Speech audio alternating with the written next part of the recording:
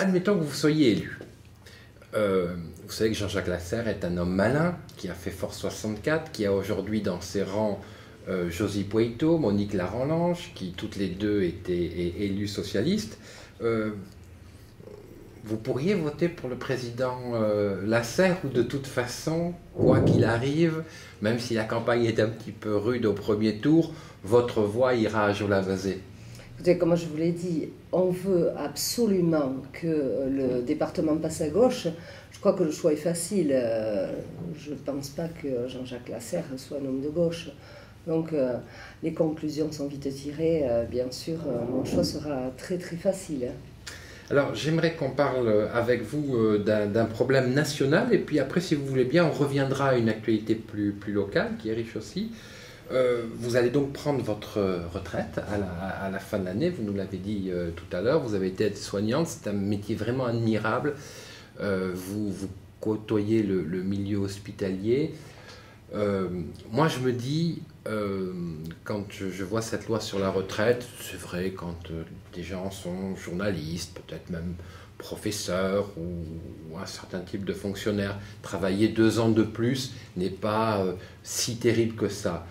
En revanche, quand on voit la difficulté du métier d'infirmière, et ce qui est très important, parce que moi ça m'est arrivé lors d'un séjour à l'hôpital, de voir la gentillesse, le sourire, l'obligation d'être en forme que l'on doit avoir, ne serait-ce que pour le moral de ces malades, le fait de s'oublier, de tant donner aux autres.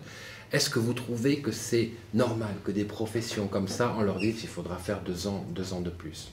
Alors, on peut le dire. On peut décréter quelque chose. On peut dire, on fait 2 ans de plus.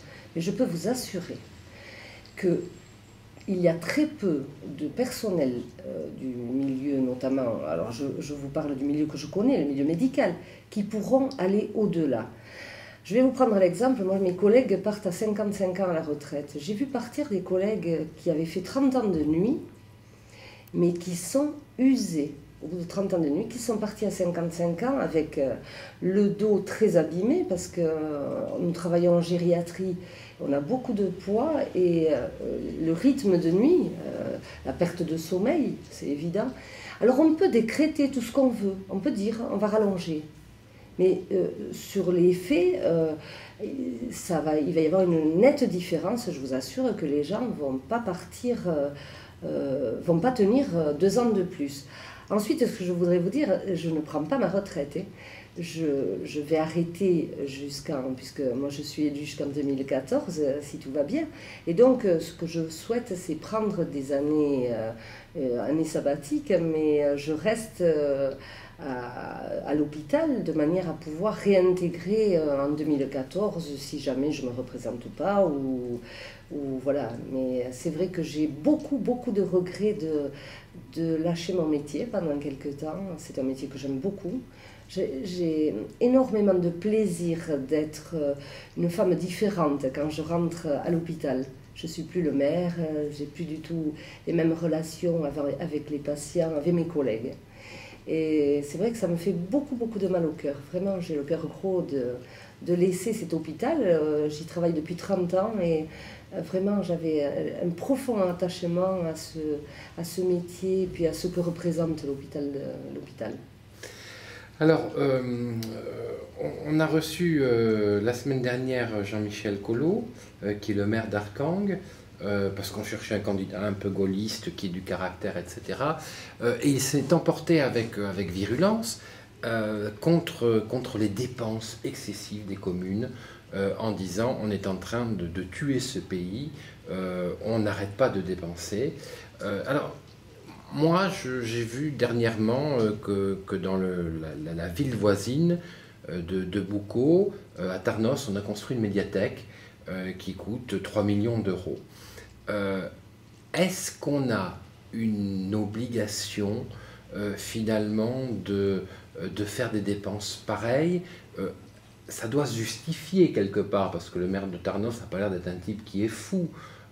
Mais est-ce qu'on ne doit pas dire, comme dit Jean-Michel Collot, Michel Lamarck nous l'a dit, bon lui il est dans l'opposition à Bidart, mais arrêtons de dépenser, d'avoir des projets qui sont pharaoniques, parce qu'on dit 3 millions d'euros, aujourd'hui c'est pas grand chose, mais si on remonte à à 10 ans, on peut dire que ça coûte 2 milliards de centimes. Donc ça paraît énorme.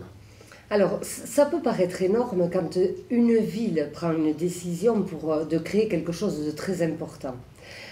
Je rejoins complètement la décision de Jean-Marc Lespade. Pourquoi? Parce qu'il fait partie de cette communauté du Seignance et où il y a pas mal de petites villes. Et c'est vrai qu'une grande ville a l'opportunité de créer un magnifique bâtiment qui est superbe, vraiment, qui a été très bien réfléchi, très bien conçu. Et je me dis, si la ville de Tarnos ne le fait pas, quelle est la petite ville à côté qui va pouvoir le faire? Je vais rebondir là-dessus par rapport à la décision que nous, Boucalais, nous avions de faire une bibliothèque-médiathèque. Mais quand on a vu ce qu'avait fait Tarnos, eh bien, on se dit, il y a une très belle bibliothèque sur Biarritz, il y en a une sur Tarnos, mais surtout ne faisons pas la même chose. Je crois que c'est ça. Faire un beau projet dans une ville, c'est surtout éviter qu'on fasse la même chose sur la ville d'à côté. Voilà. Mais je pense que Tarnos, c'est une ville riche, et je pense que c'était vraiment la ville qui pouvait le faire. Moi, à Boucau, nous avons un budget qui est 10 fois moins important que Tarnos. Et bien je me dis, moi je ne suis pas jalouse de ce projet. Je me dis, moi je vais faire quelque chose de plus petit, qui va servir aux Boucalais. Mais s'ils veulent mieux, la ville de Tarnos l'ouvre à tous les gens et du Seignance, et y compris des Boucalais, des Bayonnais qui veulent y aller. Donc après tout, je me dis, mais pourquoi faire la même chose? C'est là qu'il y a du gaspillage. Quand toutes les villes font les mêmes projets. Mais quand une ville qui a les moyens fait quelque chose de formidable, écoutez, ainsi va la vie, et tant mieux. Voilà, je crois que c'est ça l'intelligence de projets. Non pas, je crois qu'il faut qu'on arrête notre ville. Moi, je suis très contente de rentrer à la CABAB par rapport à ça, parce que je me dis, ça va nous permettre d'avoir des services qu'on ne pouvait pas se payer, hein, et parce que justement, il y a ce regroupement et le fait de partager tout ça.